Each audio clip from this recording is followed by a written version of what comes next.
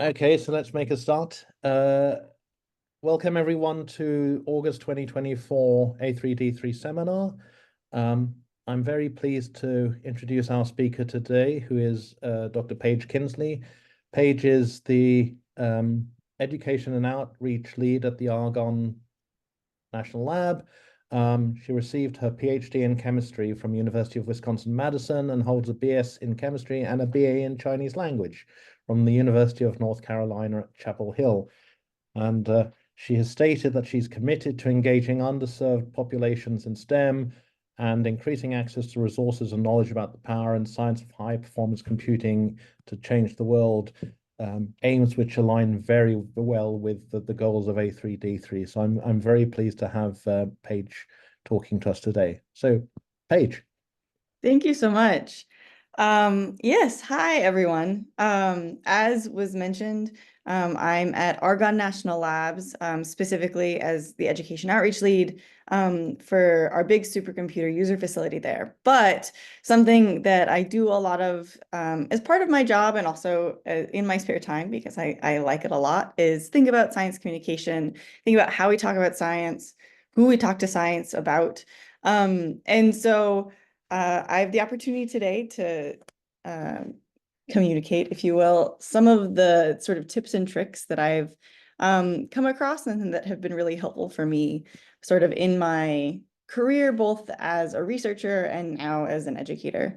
So the title of my talk is Communicating Science, Effective Delivery to Any Audience. And I think the any audience piece is really important. I think a lot of the things that I'm going to talk about are relevant to sort of finding a way to communicate to anybody and everybody sort of across the world, because it's just mostly thinking about who we're talking about is the biggest, most important thing.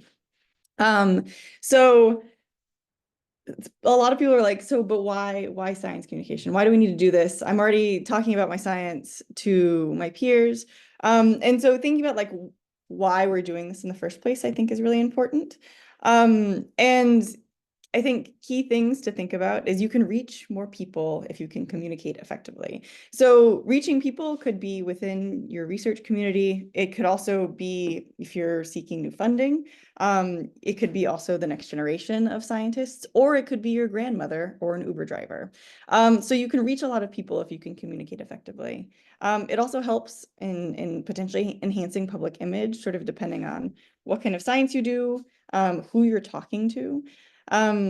Improve sponsor relations. So this is something that if you're going for funding, if you have a main sponsor, if they don't understand the type of science that you're doing, then I think it makes it a little bit more difficult to justify like why they keep on giving you lots of money. And then obviously, I think an obvious one is educating and informing people about your work. So this education piece. And this could be, again, your family. It could be you going into a classroom. It could be all of these things. So science communication is wonderful in providing opportunities to sort of reach out and connect with people about the work that you're doing. So in walking through this, a key thing that I mentioned just a little bit before is this idea of knowing your audience and then being engaging. And this combination of things is if you have these two things, then you're in a really, really good place to start. So knowing your audience. So in any science communication setting in any capacity, whether you're giving a technical talk or you're talking to somebody at the zoo, it's really, really important to sort of understand two things. One, what's your goal? What are you trying to accomplish here? Are you just trying to educate someone? Are you trying to get money? Because that's going to affect sort of what you say. And then also identifying your audience. Who are you speaking to? Who are these sort of what level of knowledge do they have? What level of technicality do they have? So both of these things are going to sort of feed into this idea of what you say. So thinking about a goal, I mentioned a couple already. All communication has a goal. Regardless of whether it's scientific or not, you're trying to do something often when you're communicating. Today, I'm trying to teach you about science communication, right? So my goal right now is to educate. Other goals can be like a call to action. If you want to affect change on something, you want to inspire someone to do something, to appreciate or recognize, or to change behavior. So you want somebody to do something differently. This could be like in an argument with a spouse, right? Your goal can be maybe changing their behavior because they are horrible at loading the dishwasher. Still an important goal, and an important goal to keep in mind, right? And then another key piece here is this idea of who is your audience? Where are they coming from? Demographically, geographically, professionally?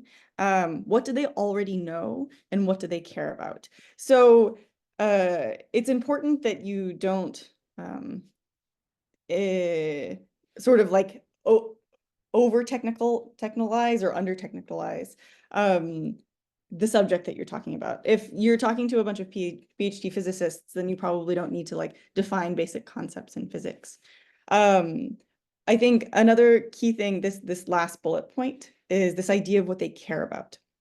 So even if you are able to engage them like right at the level that they're at, if you're talking about something that they are not they don't care about, then they're just not going to pay attention, right?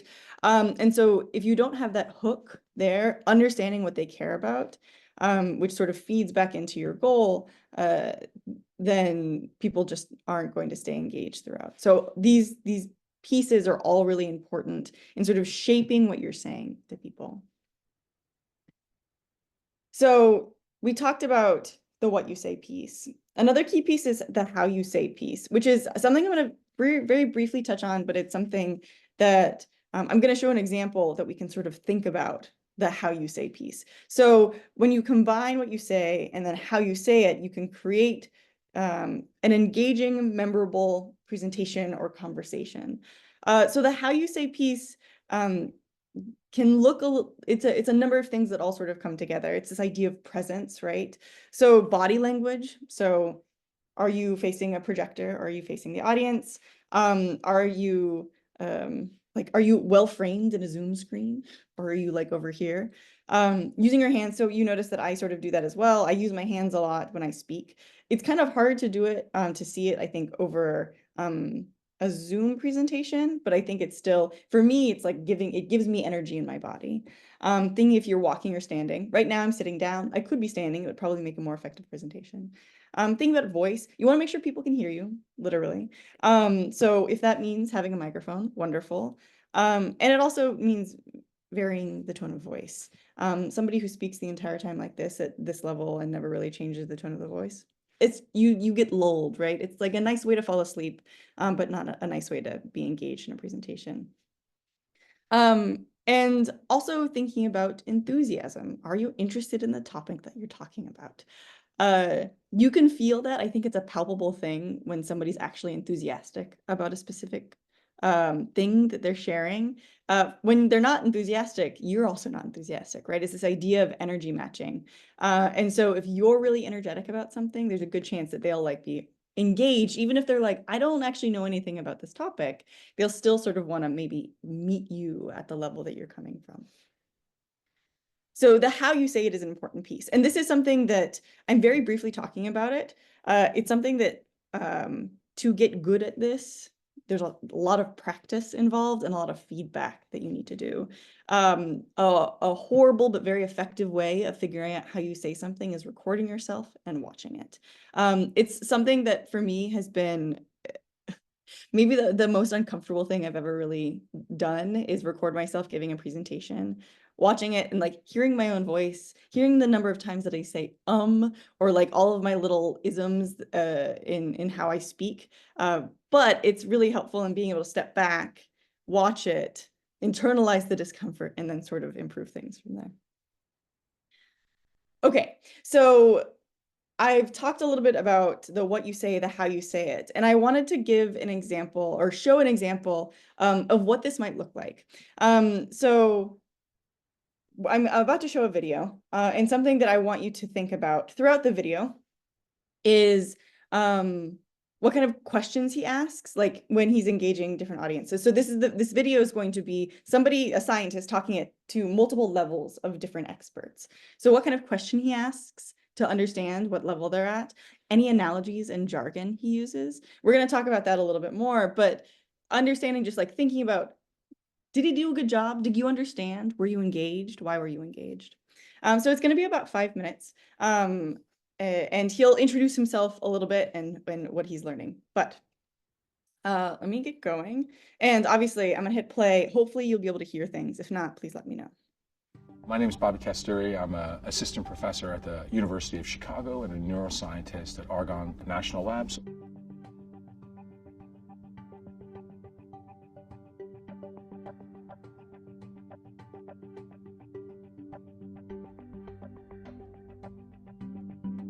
What the connectome is it's a kind of a newly made up term for describing a kind of neuroscience research where we try to map the brain at a scale that's never been mapped before.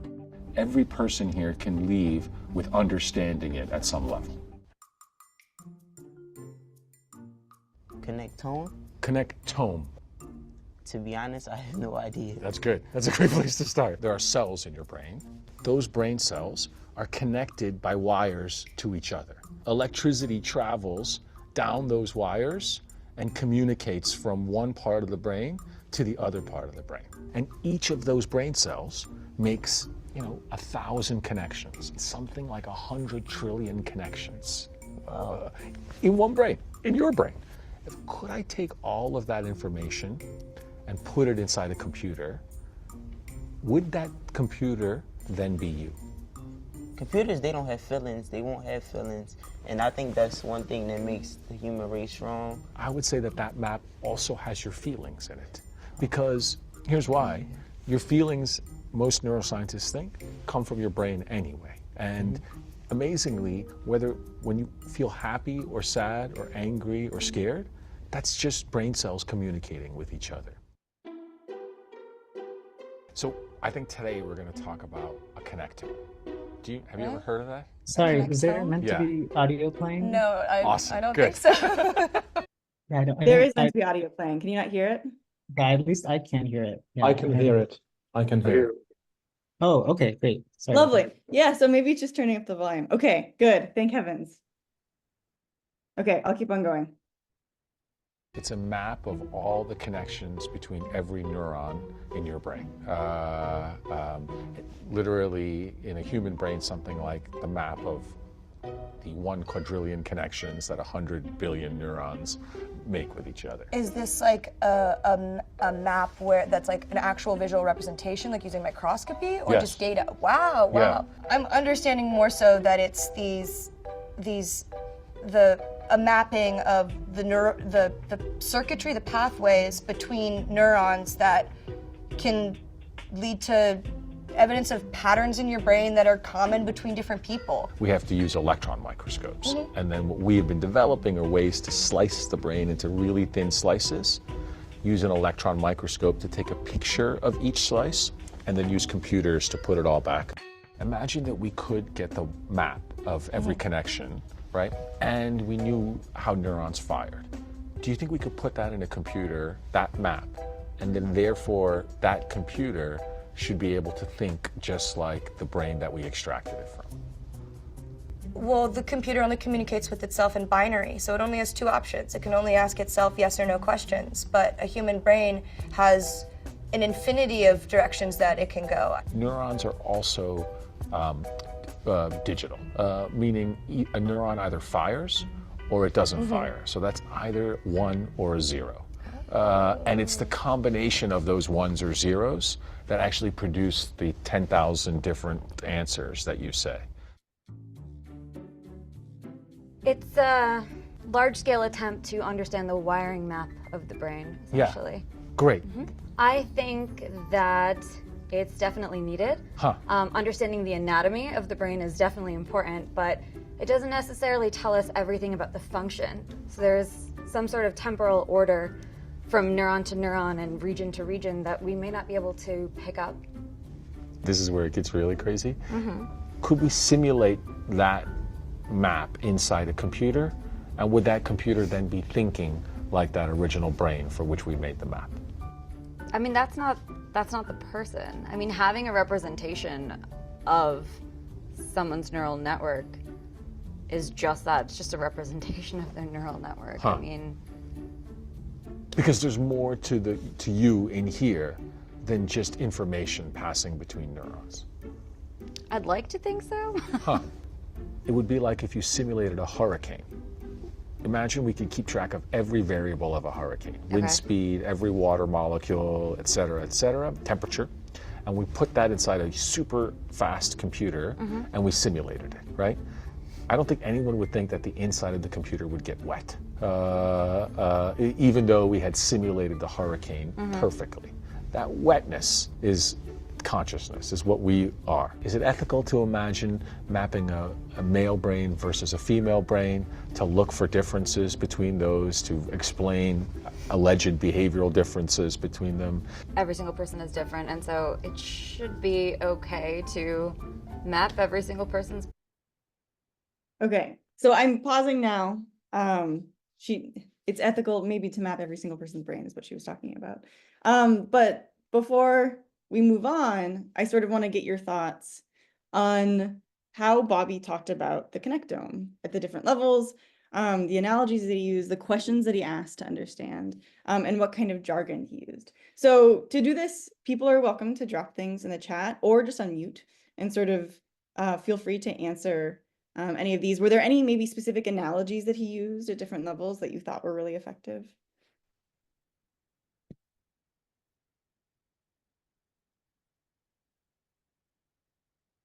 Or anything maybe that you said, I don't know if this is it. This felt a little bit off.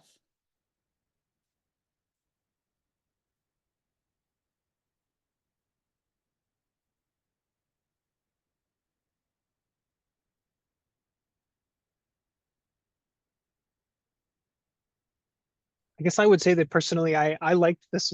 I mean, I don't know if this is the whole idea behind a connectome, but I certainly enjoyed his analogy of, asking these people what happens if you simulate a brain. It seems like something that anybody could in principle imagine trying to do this, even if they don't understand, neuroscience or anything like this. Seemed like a good hook. Yeah, it's a really good hook, right? And they're like, oh, you're right. What would happen if my brain was in a computer, right? It's something that I think everybody has a brain and most people know what a computer is, right? So it's a really good connection. Right. I don't know how directly it relates to the actual fundamental research he's doing, but but certainly as a hook, it seemed good. Yeah, I mean, I think this is something that's always interesting in science, especially, is that we talk about the science, we talk about the technical science, or like the technical parts of things, but getting into the ethics of things is sometimes also a really engaging way of getting in, because it's something like, what's the impact on humanity, right? I think that's a way of looking at it.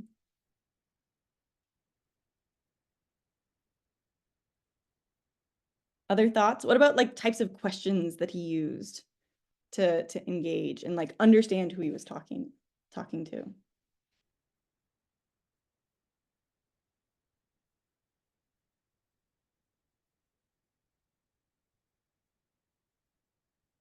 Yeah, go ahead. I like that he checked back in with people to be like, and he listened when they sort of were saying where they were in their thoughts.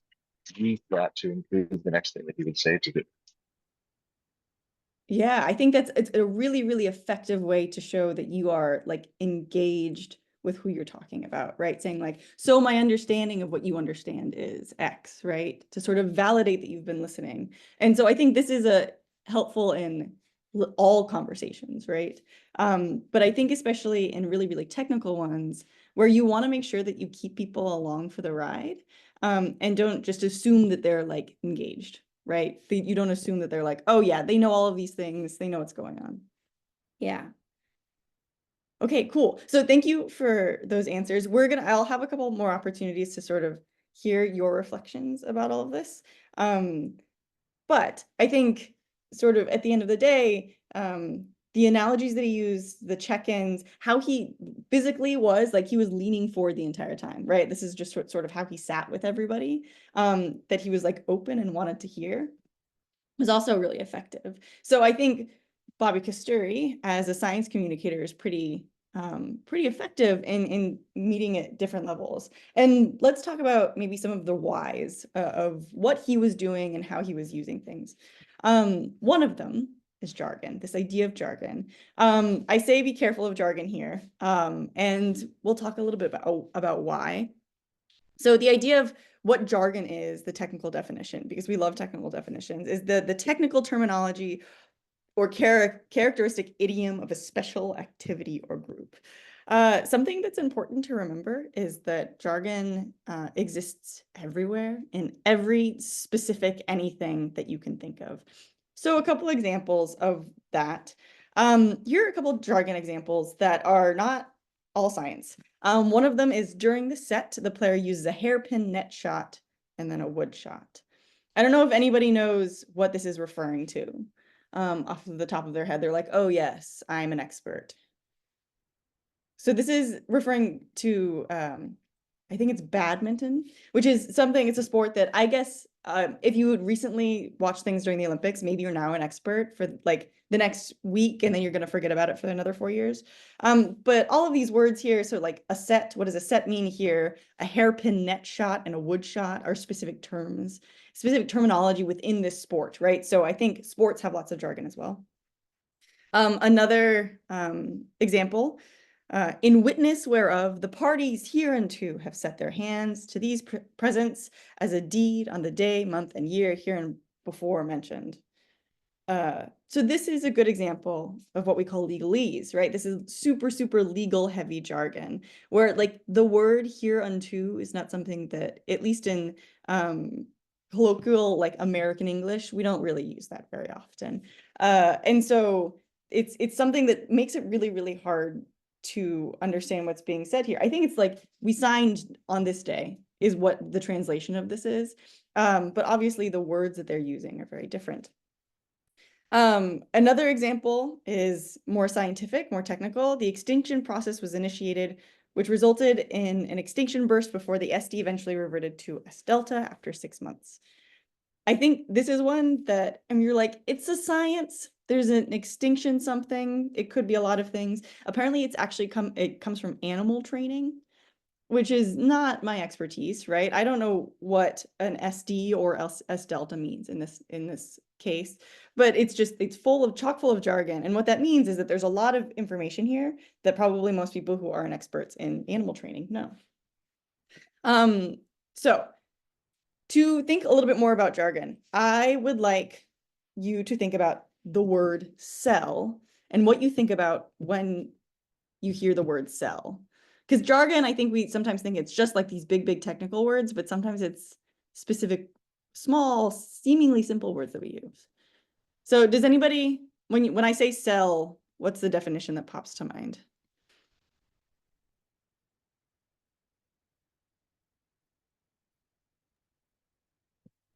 Something organic that makes up organic material with stuff in it. Mm-hmm. Okay, yeah, like the component of all living things, right? A cell. Yeah. What else? And then depending how much biology you've taken, it has, it has certain internal structures and certain functions. Mm-hmm. Differentiation, that sort of thing. Yeah. For me, sometimes cell is like an Excel block. Yeah, right? I know. And or it's an atmospheric like a thunderstorm. Yeah. Yeah, exactly. It can also be like an electrolytic cell, so like in batteries. So this idea, cell seemingly is a simple word, right? At least to me, I don't know, it's 4 letters, so that's something. But at the end of the day, if you don't have the context for what the word is, then there's a chance that somebody may hear it and think something entirely different. So cell, another one for cell is like a small room in which a prisoner is locked up, right? Like a jail cell. And then you also have these other words like defect or model or current or bank, where if you don't have the context, it's really hard to know exactly what's being referred to. So for like a model, like, is it a supermodel who's walking down a runway, or is it a computer simulation, or is it like a 3D airplane model, right? So the context of words is really, really important in helping understand sort of what's going on. And what that means is that if you're going to use anything that's jargony, you need to ensure that you have sufficient context and like sufficient definition of sort of what you're talking about. So in thinking about jargon, I think maybe the bottom line, you're welcome to use it. Jargon is fine to use because jargon, I think it's wonderful because you have a single word that can have such depth of meaning, which means that speaking about what you're talking, like speaking about a specific subject is going to go a lot faster if you can use jargon. However, especially if you're not speaking with somebody who's an expert in your field, if you don't sort of contextualize or define the jargon that you're talking about, then everybody's going to be lost immediately. So giving context or defining words as you use them is really, really, really important. Okay. Something else that I think Bobby Kasturi did in the video is this idea of using analogies. However, analogies I think can be a little bit dangerous sometimes as well, similar to jargon, because if you use an analogy that is not relevant to your audience, they're going to be like, I have no idea why you're talking about baseball here. Why does that have anything to do with science? So thinking about like in building analogies, they can be so powerful in sort of creating images in somebody's head, but you need to think about how to create a good one. So thinking about what is my audience familiar with? What does my audience enjoy? Where are there specific cultural norms that I have to be considering? I think this is especially important in front of more international audiences where not everybody is necessarily coming from the same country or even like the same town, right? Because in the United States, if you talk about baseball, people might sort of understand what's going on, or they don't because maybe they're not big fans of baseball. But using that sort of analogy in an international, like with international audience is going to be less effective because they're not going to understand all of the ins and outs of baseball. So here are a couple examples. Using the idea of flying or analogies around flying could be pretty effective. It's sort of more general, but if nobody's flown, if you're talking to somebody who's never flown on a plane, it's going to be less helpful. This is a game that I never really played, but I sort of knew about. This is the game of jacks where you bounce a ball and you try to grab these things, but using an analogy that around jacks is probably going to be less effective just because there's a good chance, especially if your audience is younger, so like millennial or Gen Z or Gen Alpha, they're going to be like, what are you talking about? Jack is like a playing card or like my friend, right? But something that might be like really general, something that everybody sort of knows about unless they have lived in a cave, which is important to take into account, is a rainbow, right? Everybody's probably seen a rainbow at one point or another. So using an analogy around a rainbow could be more effective. So like weather phenomena are good, more general examples. All this to say is thinking about the type of analogy that you're using and who your audience is really, really important. An example that comes from my PhD work is describing the size of a nanoparticle. So nanoparticles are unbelievably small. And I think trying to like see it in your mind is very, very difficult. So an analogy like in initial sort of thinking about how do I have people understand the size of a nanoparticle, I said that you can sort of think about this. Imagine that you're holding an apple and somebody takes a satellite image of you like on Google Maps. So they're zoomed in, you can see me holding the apple on a street, and then you zoom out, zoom out, zoom out, zoom out, and then you see all of Earth. So the ratio of that apple to Earth is the same ratio as a nanoparticle to that apple.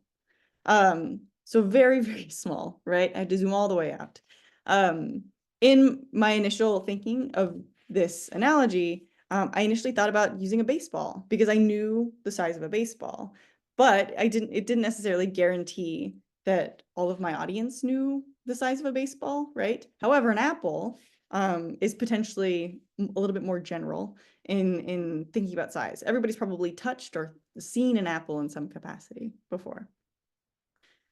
So how you sort of shape your analogy is going to affect how people engage and how they can build an image in their brain. So a question that I have right now for y'all is, Are there like common phrases or pieces of jargon that you have that you come across day to day? Or if there like, are there any specific concepts that are you found really, really difficult to explain? So are there, thinking about those, have you found any analogies for these specific things? Are there like specific ways of defining jargon that you found really effective? And there's also this idea of gauging understanding, right? How can you gauge understanding? But first I wanna ask, like, are there any specific concepts that you've found really difficult to explain technically before?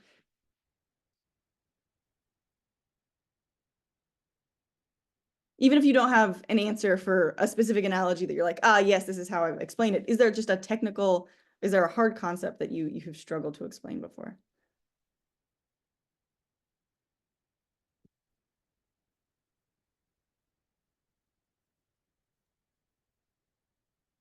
So an example from astronomy, which is my field, is talking about feedback in galaxy evolution. I mean, just generally the notion of feedback is one of those ones that people, when you tell them what it is, particularly for a more general audience, then they understand it, but it's not necessarily a word they've come across initially. The idea of feedback? Yeah, and the idea of positive and negative feedback, and in that sense, I mean, they may have had feedback. I mean, their understanding of feedback also may be more just from a human resources perspective. Mm-hmm. And then to translate that into what it might, some ways that's a good starting point, but that also doesn't necessarily map entirely into what a scientific feedback might be. Mm-hmm. I think that's a really, really good point, is like, how far can an analogy go, right? And how far do you need it to go? If you're talking to a general audience, and maybe this idea of like HR feedback, it's like, you're doing a good job or you're not doing a good job. That may be sufficient depending on the audience, right? Even if it maybe misses some of the nuance that might be important to you and like the technical details of your work. That may be enough, right? Or if it isn't, how do you need to adjust that analogy? I think this idea of you want to like avoiding building in misconceptions through analogies is important as well. Yeah. And I think an important one that this raises is this idea that there are words and we use them and we're not aware that they are necessarily technical terms because they have more general meaning as well. But we use them for very specific things and we forget about that. And then depending on your audience, as you say, that gives assumptions on them. Yes, definitely. Anyone else? Any other examples of hard concepts in your field, or like when you've been able to maybe make connections with those hard concepts?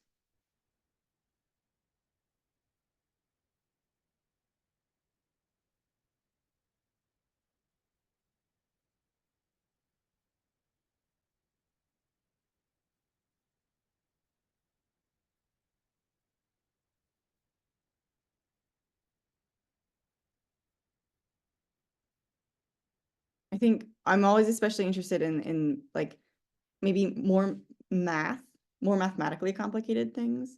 Because I think sometimes you have maybe depending on the field, things can be more tangible, right? A nanoparticle is hard to conceptualize, but it's a thing, it's an actual thing in the world.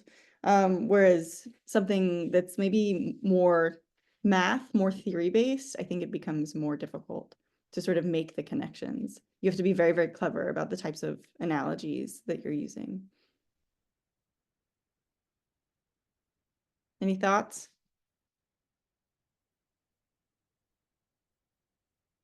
Okay. Even if you don't share them now, that's fine. I think thinking about, though, what sort of comes up in your field is very helpful. And even if it's just a matter of writing it down and noodling on it or thinking about it, always good to sort of think about before you actually have to define it in the real world. It's helpful to think about things and sort of prepare an analogy before you jump in. Okay. Sort of my final piece today is this idea of telling a story. So we've talked a little bit about like who you're talking to. So like thinking about your audience, what they know, how they understand the world, where they're coming from. Thinking about then how to speak to them, right? What jargon to use or not use, what analogies to use or not use.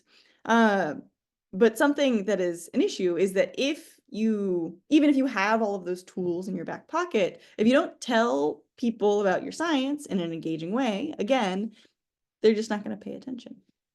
And to sort of explain what that means, I'm actually going to turn it over to sort of the expert in this specific framework that we're going to talk through a little bit more. So we're going to have a fun opportunity for another 5-minute video explaining the idea of and, but, therefore.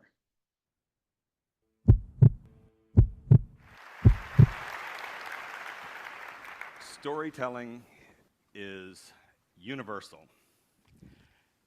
and powerful. But we could all use a little help from time to time in our storytelling skills. Therefore, I'm going to be offering up a few tips in this talk. And this is the first one. We call it the and, but, and therefore template. I'll get to it in a few minutes, but I want to begin with a simple question, which is, how much time do you need to tell a story? Could you tell a story in just 1 minute? Could you do it in 30 seconds? Could you do it in 10 seconds? Could you tell a story in just 5 seconds? A few years ago, a website appeared called 5 Second Films, and I'm showing you one of their films right now, and as you watch it, ask yourself, does this tell a story with a beginning, middle, and end in just 5 seconds? Here we go.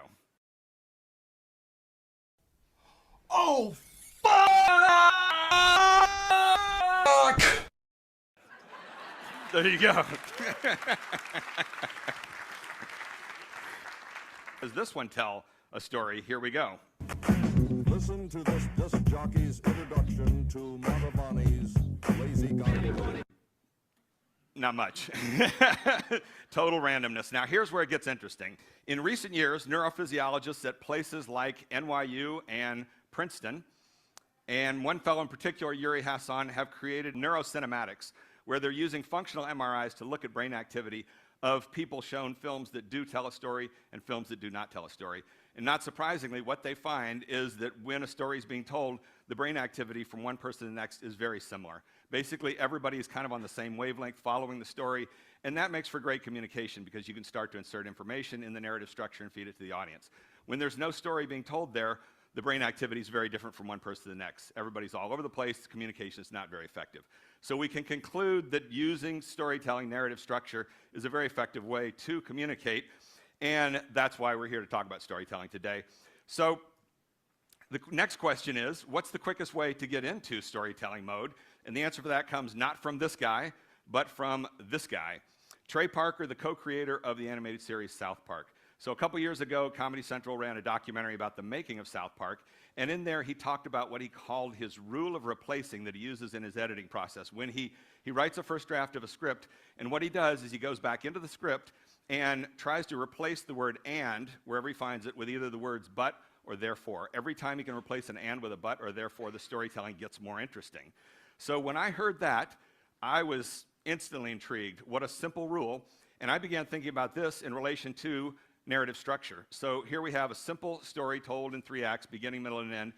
And most stories begin with a setup, with just some pieces of information called exposition. So if I'm going to tell you a murder mystery, I will begin by taking you to a small town. I will tell you about a family there, and about the father, and about the mother, and about the children.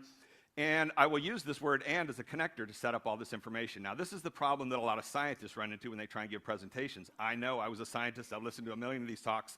They never get out of exposition mode. They never begin a story. They will tell you, here's our data, and here's a graph, and here's another graph, and here's another graph, and here's another graph, and here's our conclusions. And that's okay, it's nice and clear, but it's not as powerful as if they were to reach into story mode and put things together with a narrative structure. So how do you get into story mode? The simplest of all ways is with the word but, 3 letters. As soon as you say but, a source of tension or conflict has been established. So for example, in the murder mystery, told you about the mother and the father and the children, but then the father is found lying dead in the backyard. Now we have a story, something has happened. Now I can lead you on a journey in pursuit of the question, who done it, basically. And eventually, when we get to the answer, we can pull it all together with a synthesis word like therefore. So, and, but, and therefore, the simplest of all templates. Many of you may have heard this term, the elevator pitch, for years. I've found it in a lot of books and websites, but I've never seen anyone mention the actual structure of how you get to this. They always tell you it needs to be short and punchy and lively, but this is actually a template to shrink down a whole bunch of information into a single sentence where, for example, at the end of today, we're going to ask you to use this with the discussion groups when you come back to summarize everything you talked about in one sentence. So you will say, we talked about this and this, but we realized this, therefore we recommend in the future people work on something like this. A simple template to get into storytelling. So let me tell you briefly about my personal story, my journey using that. Once upon a time, I was a scientist, and I was a professor at the University of New Hampshire marine biology, and I received tenure. But then I realized I was more interested in the broad communication of science to the general public. Therefore, I resigned from my tenure professorship in the mid-90s, moved to Los Angeles, went to film school at University of Southern California, got out, wrote and directed a few feature films, and eventually wrote a book pulling all this together and bringing it back to the science world as what I learned. And at the core of that whole journey, if I had to boil it down to one word of what I felt was most important, it is story or storytelling.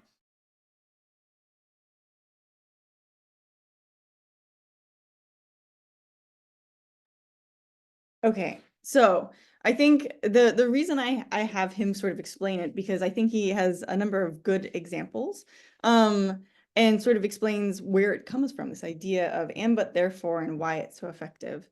So to sort of go back over it, it's this idea of bringing together, starting with and, it's this word of agreement, it's positivity, right? It starts story without conflict.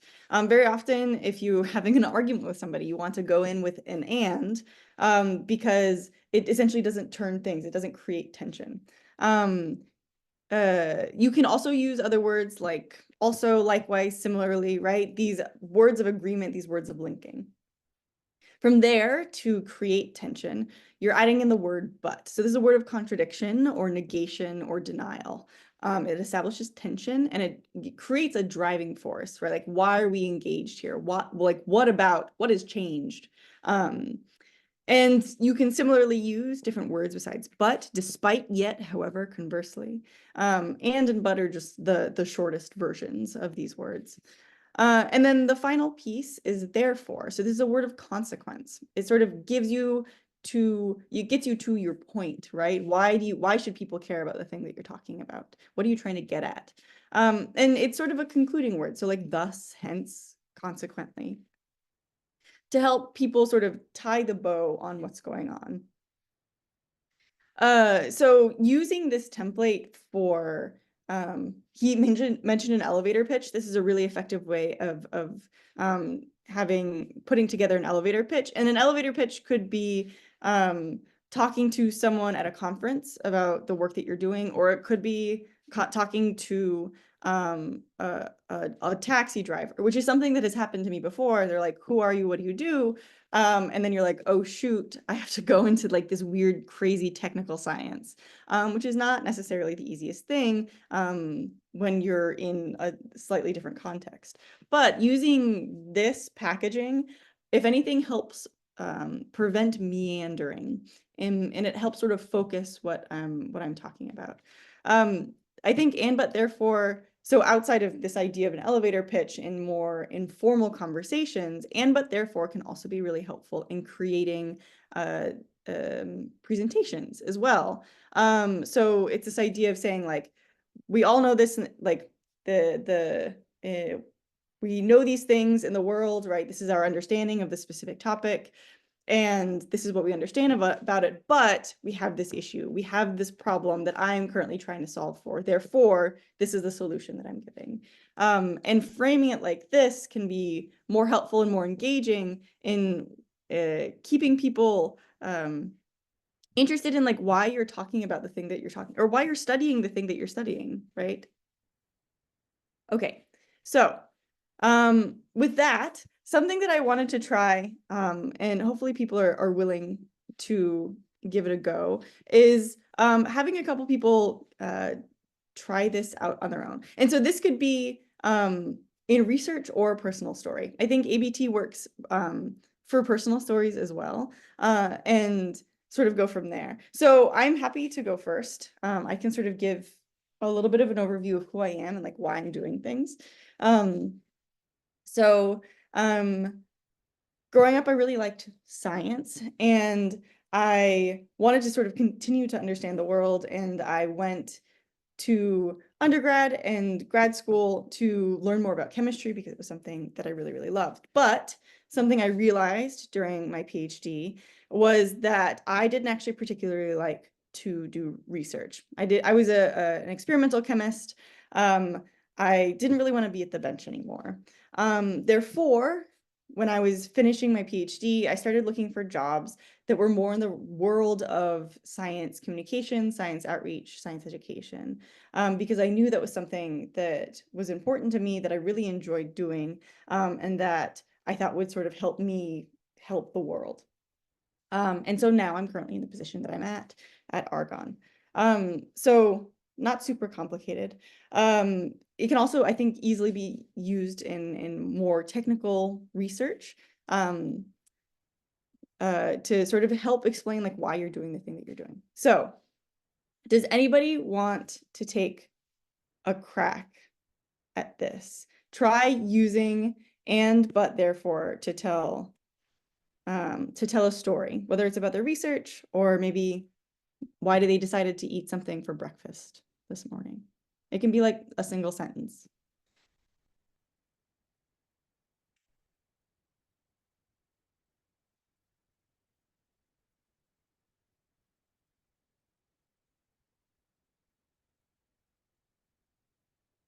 If writing something out is helpful, you're also welcome to do that. But I want to try to get your brains engaged in putting together a story.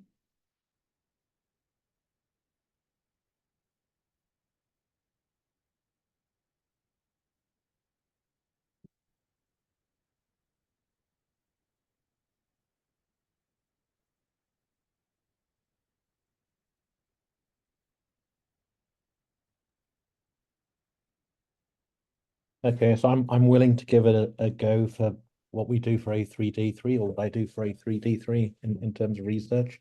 Mhm. Let's see.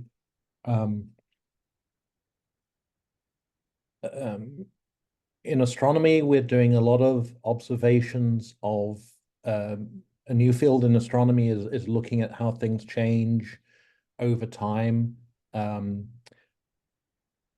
And that's great, but one of the problems we have is that if we discover something on a very short time scale, we need to try and figure out what we can do rapidly for follow-up to help us improve our knowledge of what's going on.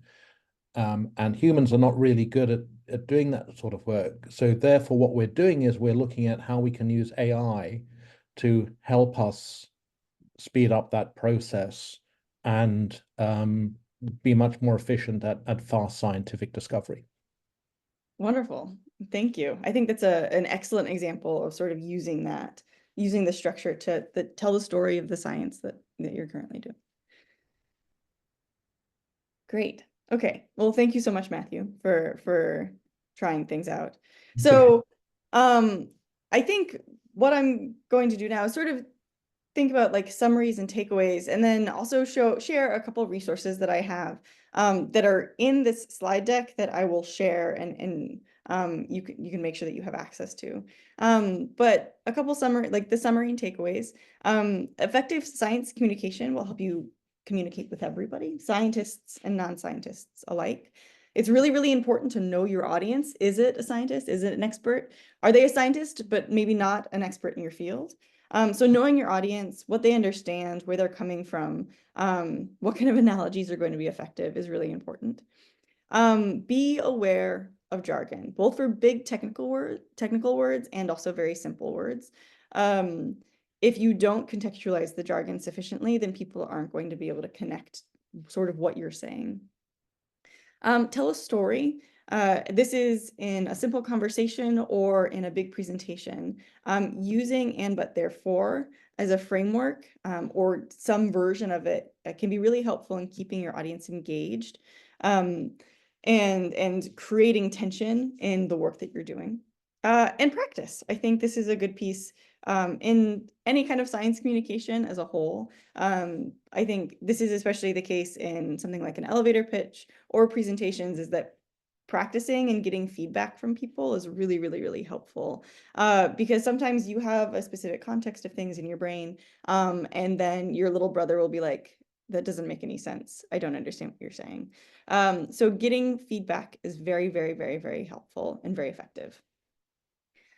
So with that, something that I have sort of in this slide deck is a couple tips and tricks on specific like presentations and presenting, do's and don'ts around that, and how effective it can be. So it's showing like things not to do, things not really to do, try things that you should do, which can be helpful for just rules of thumb in putting together presentations. Also things not to do like this. Thinking about contrast of color, there are a lot of really good resources on the internet at this point that are really helpful in ensuring that the presentations and also papers that you put together are colorblind accessible. So when somebody prints something out in black and white, or if is in fact colorblind potentially, you'll still have sufficient contrast for what you're communicating, which is really helpful. There are also just a list of things on presentation format that I think are very helpful. And then sort of the final slide here is just different resources on storytelling, on science communication, if you're interested in sort of learning more about it. One, I think especially fun one is a book by Alan Alda, who is more well known for his acting than maybe for science communication. If I understood you, would I have this look on my face? It's mostly it's a funny book. He's a wonderful writer, and also something that is very near and dear to his heart is science communication, effective science communication. So he actually has an institute at Stony Brook University in sort of building this out. And then there are a couple. Here's the longer version of Bobby's video looking at every level 1 through 5. And then there's a really good example of a 3-minute thesis that uses the and but therefore structure and defines jargon really effectively. I think it's an Astro 3-minute thesis. So that kind of structure shows that even if something is very short, you can still sort of communicate what you need to. So with that, I think I'll stop and open things up for any questions that people might have or comments, and finish things from there. Right. Thanks very much, Paige. This has been very good and very useful. I've certainly a couple of things that stuck in my mind about what you've said, so I'm hopefully using those very soon. So we'll open up to questions from anyone else who's listening or attending.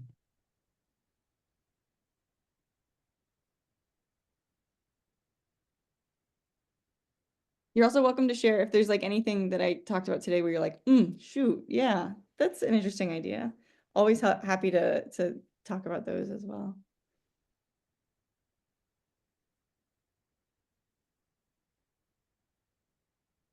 Dylan. Yeah, maybe I'll just ask a question. I think I feel like I've always thought about presenting, like making slides and presenting very differently than I think about just communicating to, to an Uber driver or to somebody like that. And certainly, if I understand some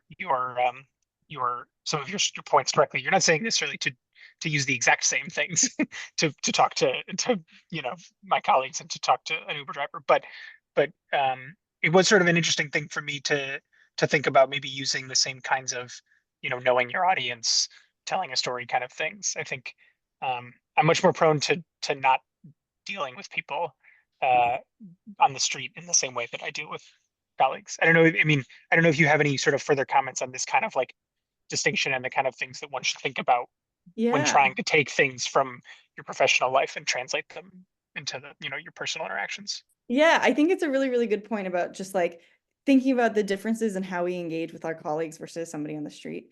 I think something that I've found in more technical talks and more research-centered talks is that people generally still appreciate if you create more of a story. I think I've been to a number of research talks in my life where I go in and I listen and then I leave and I say, I remember absolutely nothing from that, right? I wasn't engaged, I wasn't paying attention. And I think some of that sometimes comes from how we talk about the science. So the how is really important. And so I think by sort of applying some of the techniques that you might use with an Uber driver to your colleagues, or at a conference, you might find that people end up being a little bit more engaged with the presentation in ways that maybe you didn't necessarily expect. I think a technical talk, I don't think has to be dry. This is more of a personal thing for me, is that I like making my talks I don't know, like feel like me in some way, right?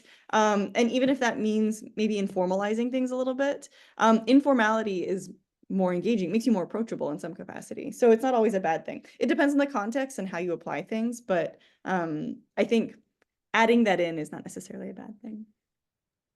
Yeah, no, that makes sense. Usually I'm actually thinking, my comment is actually maybe going the other way. That usually I think a lot more about how to make a presentation and how to set up a story in a presentation than I sometimes do if somebody asks me what I do for work, where I give them a very sort of, I think I'm more prone to just giving sort of standard answers that maybe are less engaging than I would if I actually was trying to explain to somebody. Yeah.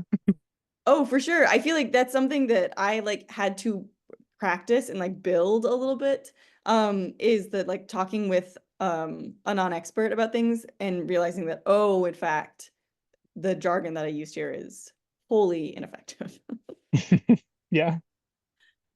I see another hand, Javier. Javier? Yeah, thanks a lot for the talk. I was wondering about what you think when, so for example, you have a very, I don't know, diverse audience in terms of like, maybe undergrads, maybe public,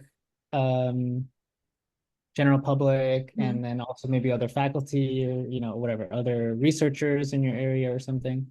Yeah, do you have any, like, I know different people give kind of different advice for this, but do you have any kind of things to consider when you have that kind of broad audience? Yeah, that's a really good question. And I think at the end of the day, if you try to speak to everyone, you'll end up speaking to no one in some way, right? If you try to like cater to all, then it ends up being that like nobody connects with anything. I think very often, even if it feels like a very broad audience, there's almost always a reason that they're all there together, right? Whether it's like maybe it's like a science festival. It's like, okay, that means they're probably science curious in some way. So understanding like, why are they science curious?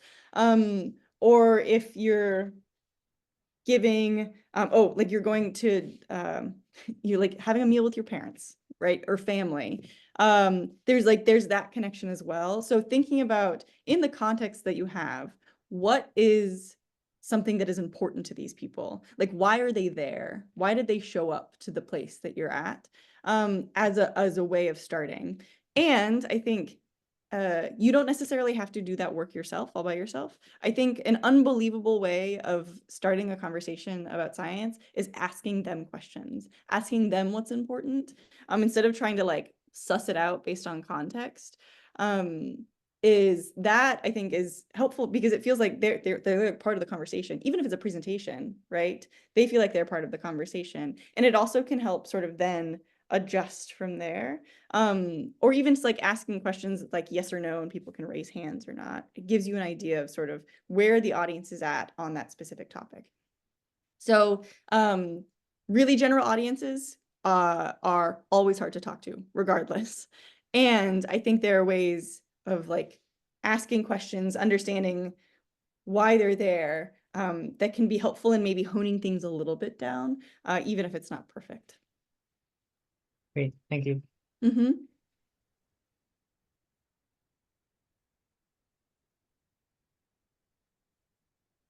Okay, so we're just past the hour. So if there's nothing more for Paige, thank you again so much for this, Paige. This has been great, and I think there's stuff for us to think about and review hereafter. Yeah, and I'll send over my PowerPoint slides. Yeah, so please. I I think that's going to be a great resource for some. Yes. Yeah, definitely. Thank you all. Okay. Thanks, everyone, and we'll see you at next month's.